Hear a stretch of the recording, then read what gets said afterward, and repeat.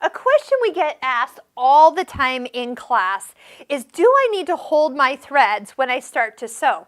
Let me show you the answer and hopefully eliminate that kind of habit that we never had to get into in the first place. First off, if you put your fabric in so the needle will start in fabric, not in air, not before the fabric, that will help greatly. The foot is actually sitting on these threads. Next, notice where the take-up lever is.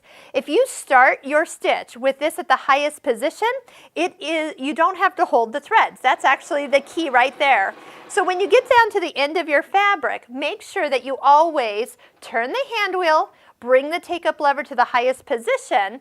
Then that way, when you go to start your new stitch, you have finished the last stitch and you do not have to hold those threads every time you start.